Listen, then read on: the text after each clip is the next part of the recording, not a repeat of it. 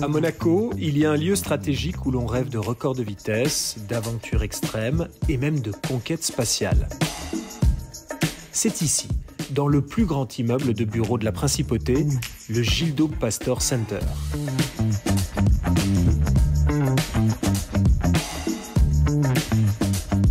Cet homme-là s'est mis en tête de transformer ses rêves en réalité, y compris les plus fous. Et malgré les épreuves de la vie. Nous avons voulu aller à la rencontre de Gildo Palanca Pastor pour mieux connaître l'entrepreneur, l'explorateur, mais aussi l'homme. Il y a quelque chose à développer, j'y vais. Ça, c'est le plus gros projet de votre carrière? Ah oui, mais il ne faut pas penser qu'à soi. Il faut penser aux autres.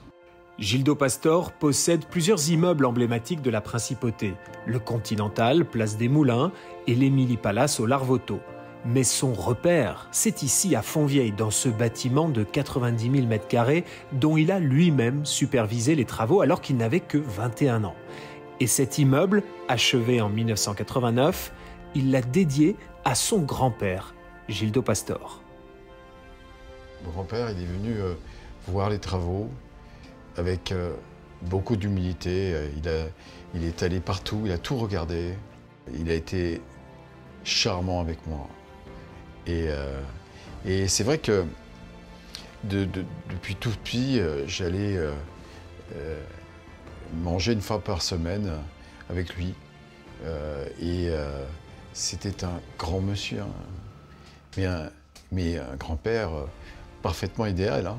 Donc, Gildo Pastor, c'était le fils de Jean-Baptiste, le premier de la dynastie des Pastor. C'était le papa d'Hélène Pastor, votre maman, et donc votre grand-père. Et aujourd'hui, il a son nom sur la façade. Sur la façade. C'est le dernier immeuble. Et donc, il voulait voir cet immeuble avant de partir. Ouais. Et il l'a vu? Ouais. Fini?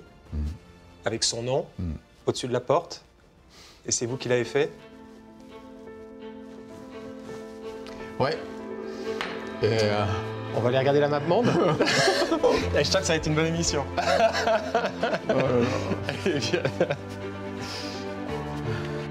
C'est un Gildo Pastor sincère, touchant, qui nous reçoit au siège de Venturi. L'aventurier de la propulsion électrique est prêt à fendre l'armure, lui qui a piloté toute une série d'explorations aux quatre coins du monde. Pour sa toute première mission, il s'était inspiré de la Jamais Contente, conçue par le Belge Camille Genazzi. Pendant des années, je me suis dit, ce type de 1898 qui a réussi à battre tout le monde, c'est quand même un type incroyable. Parce que la toute première Jamais Contente, c'était fin 19e. Ouais. Ça ressemblait déjà à une torpille. Ouais. Et c'est la première voiture qui a dépassé la barre symbolique des 100 km/h. C'est ça. Il est mort sans laisser d'héritier. Donc j'ai pu racheter les marques qu'il portait. Et donc Pourquoi ça c'est votre préoccupation, c'est toujours s'inscrire dans une continuité et d'avoir une référence historique et ensuite de regarder vers l'avenir?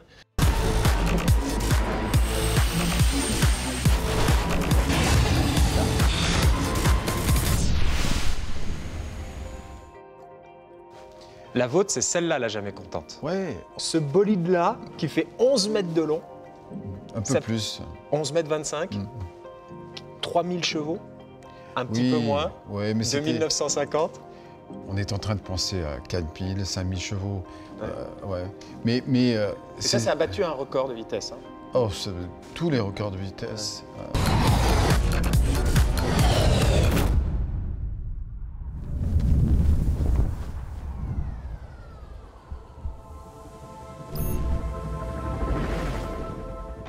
Mais est-ce que Gildo Pastor, lui, il lui arrive d'être content? En fait, oui. Ouais. Mais pas longtemps. Faut passer au projet d'après. Et donc, le projet d'après, là, c'est Shanghai à Paris. Là, on n'est pas sur le même type de bolide, on est sur une Citroën Berlingo. entièrement électrique, mais par nous. On en a fabriqué plus d'un millier. La Poste hésitait beaucoup à passer au lithium et donc nous a demandé de faire autre chose que du lithium. Ah, c'était un deal avec la Poste française. Ouais. Et donc là, la tournée du facteur, elle est partie de Shanghai jusqu'à Paris. Et Monaco. Et Monaco, 15 000 km, Ouais. sans assistance. Et sans rien du tout. Hein. Sans rien du tout. On a donné les clés à Xavier. Ouais. Xavier qui était un professeur, il n'était pas du tout prêt pour ça. Hein. Et il était avec sa copine. Et voilà.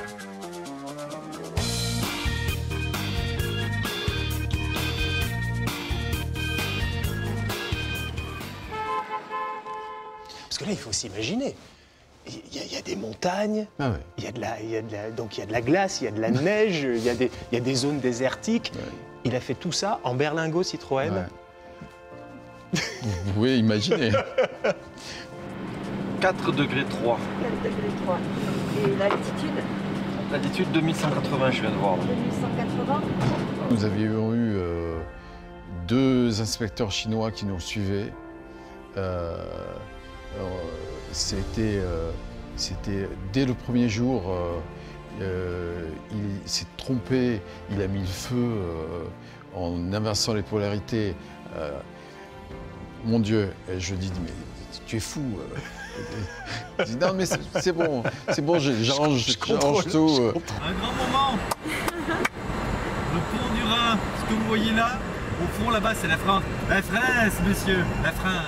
Il est arrivé tellement vite qu'on a pu l'accueillir. Mais là, 15 000 km, à une époque où tout le monde dit les véhicules électriques, ça n'a pas d'autonomie, ça ne marche pas, on n'y croit pas. Là, il faisait 300 à 400 km par jour Ouais, avec un véhicule électrique. Il a fait même 515. Ouais.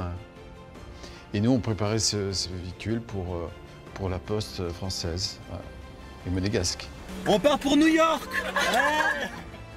En fait, non, c'est pour l'Afrique que la Berlingot est partie. La mission numéro 4 des aventures de Gildo, amener sa voiture de postier de Nairobi à Johannesburg pour la toute première traversée de l'Afrique du Nord au Sud à bord d'un véhicule électrique. 5800 km en autonomie complète dans une zone où plus de la moitié de la population n'a pas accès à l'électricité. C'est ensuite au continent blanc que les équipes de Gildo se sont attaquées avec la Venturi Antarctica, premier engin électrique d'exploration polaire. Jamais aucun véhicule électrique à chenilles n'avait roulé en Antarctique, une première mondiale testée par le prince souverain lui-même et mise à la disposition de la station polaire Princesse Elisabeth afin de permettre à ces scientifiques de se déplacer en limitant au maximum toute perturbation pour l'écosystème. Et après les chenilles, il fallait aussi s'essayer aux 2 roues. Max Biaggi et la Vauxhall Wattman ont accroché à leur palmarès un record du monde de vitesse en moto électrique et le tout sur la piste du Kennedy Space Center. De quoi donner d'autres idées à Gildo Palanca-Pastor. Quand Neil Armstrong, en 69, a mis le pied sur la Lune, J'étais trop petit. et vous aviez 2 ans, Ouais. et ça vous faisait rêver? Ça a fait rêver, comme ça a dû faire rêver près d'1 milliard de personnes. Ouais. Mais 1 milliard de personnes en rêvent, et puis sur le milliard, il y en a quelques-uns qui se disent « Moi, j'ai envie de transformer ça en réalité. Combien sont capables de transformer ça en réalité? Ouais. Très très peu. » Il y a un processus, et il y a un savoir-faire qui a été développé ici chez Venturi au fur et à mesure des années? Vous savez, il y a un grand mystère, c'est ce que moi je peux penser, et ce que mes gars derrière, et mesdames, peuvent penser. C'est que là, on est juste devant finalement le bureau d'études de Venturi, là. Ouais. Ouais. Et donc, moi je pensais à des choses 10 ans auparavant, mais je ne leur dis pas. D'accord. Parce que si je leur disais, ils me prendraient pour un fêlé.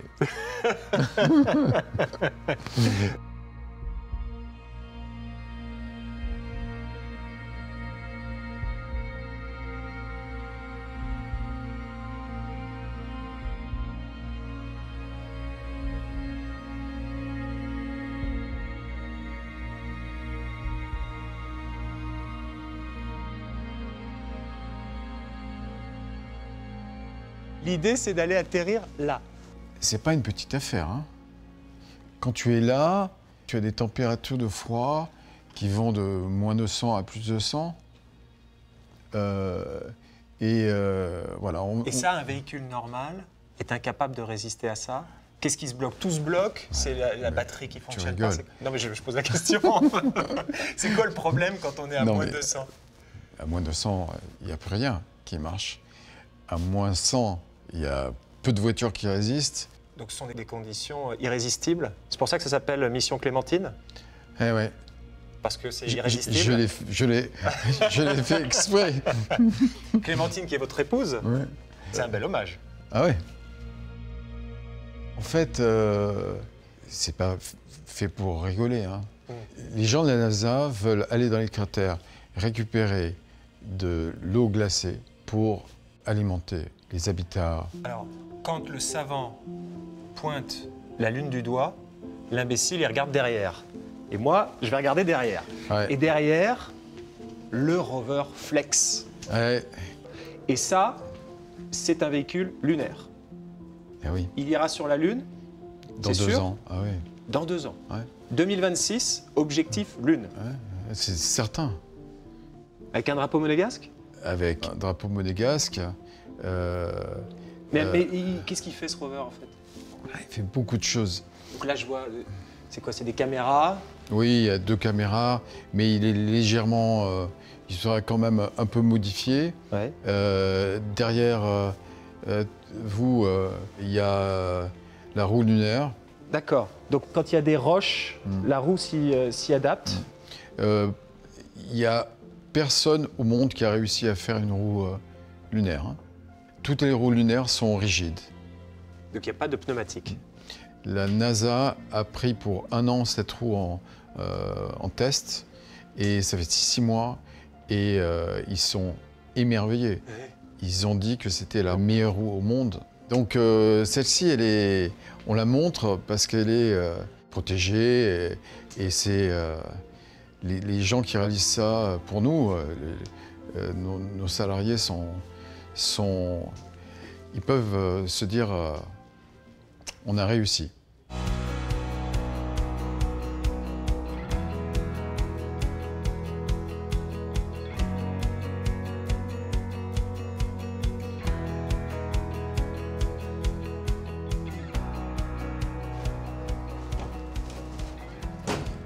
Mais là, quand on est sur la Lune, on fait quoi avec ça?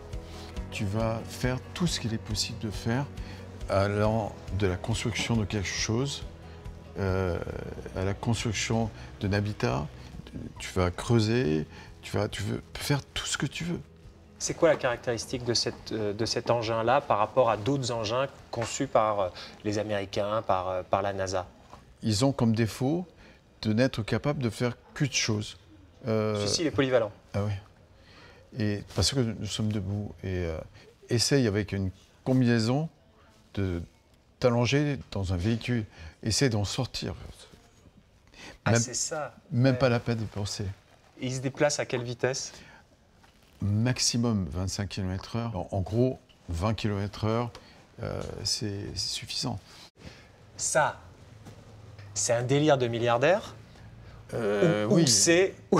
Oui, quoi qu'il arrive. Ou est-ce qu'il y a une visée business derrière? Visée business. Vous pouvez gagner de l'argent? Ah, bien sûr. Le premier vol est assuré d'être payant. C'est une très bonne nouvelle. On envoie sur la Lune à des prix qui sont extrêmement compétitifs. Et donc, des gens nous payent. Par exemple, HP nous paye pour mettre des ordinateurs surpuissants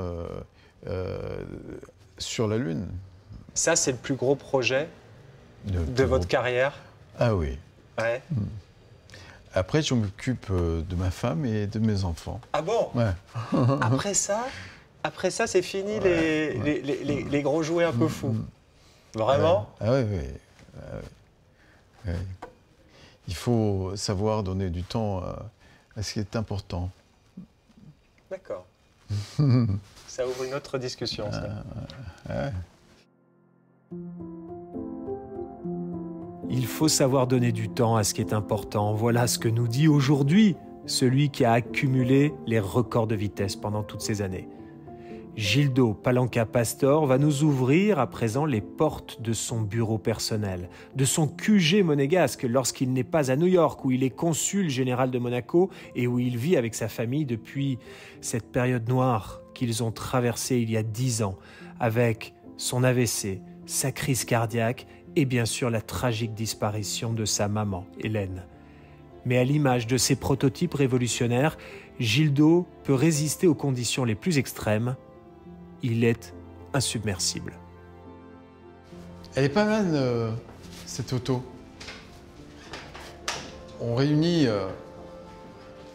tout ce qu'on a fait et il y a plein d'autres trucs qu'on a fait. On n'aimait pas, mais... Ça, c'est le premier véhicule électrique urbain. Oui.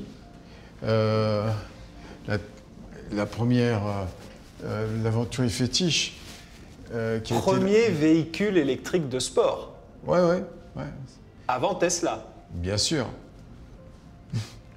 Voilà, tous les véhicules qui nous ont inspirés. Et c'est lequel que vous préférez? On va de l'avant. On va avec celle-là, mais ce qui m'a ouvert l'esprit, c'est bien de... C'est la fétiche. Ouais, bien sûr.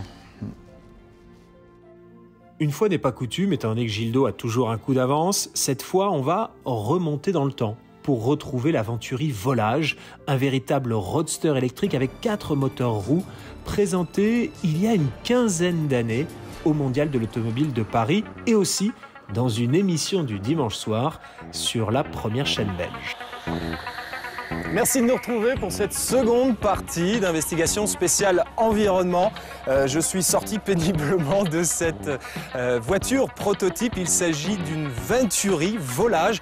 C'est une voiture totalement électrique et le constructeur de cette voiture, c'est Gildo Pastor. Bonsoir. Bonsoir. Merci de nous avoir rejoints. C'est un beau joujou. C'est probablement la voiture électrique la plus technologique au monde. Donc c'est une voiture très en avance sur son temps, mais finalement très réaliste puisqu'on la met au point, on la conduit depuis plusieurs mois. Alors vous roulez sur la route avec ça, mais là c'est vraiment un prototype, comme je viens de le dire. Voilà, c'est un démonstrateur, donc ça nous permet d'étudier dans ce cas des moteurs roues et des suspensions électriques. Donc là c'est un véhicule qui est très en avance, mais le véhicule électrique, c'est aujourd'hui, on fabrique notamment, on a fabriqué 1 millier de véhicules électriques cette année. Donc c'est un nouveau segment finalement qui se développe et un développement également financier. Donc c'est quelque chose de très important pour mon entreprise qui est vraiment sur ce domaine de l'électrique. L'électrique est au cœur du projet de Gildo Palanca Pastor, né dans une famille de magnats de l'immobilier. Il était destiné à faire de la promotion, mais ce qui l'animait, c'était l'innovation, l'exploration. Avec mon grand-père, on en parlait chaque semaine. Et il me disait, mais va sur la Lune. Ça, c'est votre grand-père. Ouais. Gildo Pastor. Pourquoi il vous a tant marqué que ça? Est-ce qu'il y a quelque chose qu'il vous disait? Est-ce qu'il y a quelque chose que vous avez retenu de ce qu'il disait? Il me parlait toujours d'innovation. Il me disait toujours, je disais, il faut construire. Mais non, parle-moi d'innovation. Donc, à 14 ans, je lui parlais qu'il y avait de l'informatique dans les entreprises. Et il me disait, c'est pas vrai. Oui, dans plein de choses. On était en 82. Et il avait soif d'entreprendre. Et pas forcément dans ce qu'il connaissait. Alors, ce qu'on sait des pastors, c'est que la logique, c'est on construit, mais on ne vend pas.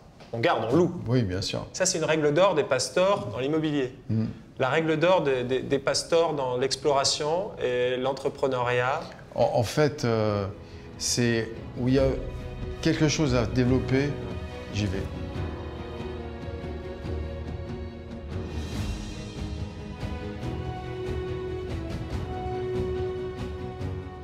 J'ai développé jusqu'à arriver à un rover qui est extraordinaire. J'ai fait mon temps. J'ai encore 2 ans. J'ai fait mon temps. Ben oui. Gildo. Ouais. Moi, j'ai pas la même vie que tout le monde. J'adore voyager, mais je rame. Je rame pour faire 10 pas.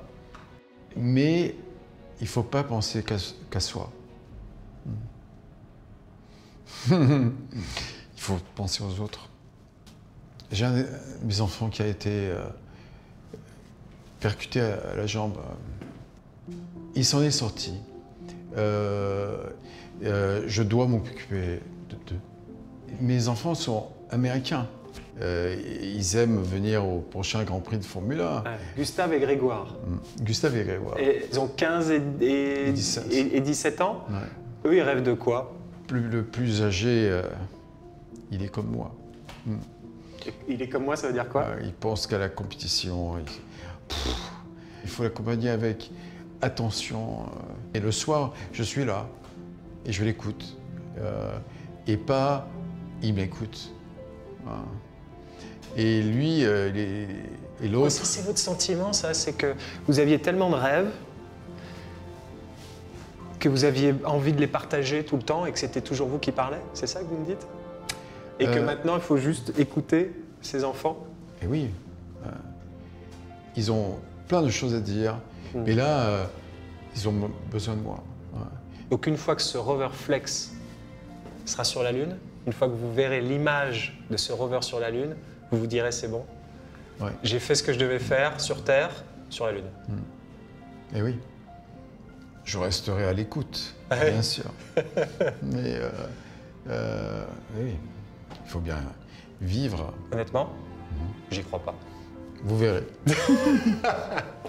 Oui, on verra, car il en est certainement capable, Gildo Palanca-Pastor, de redéfinir ses priorités pour se concentrer sur ce qui compte plus encore que les records de vitesse ou que la conquête spatiale, la famille.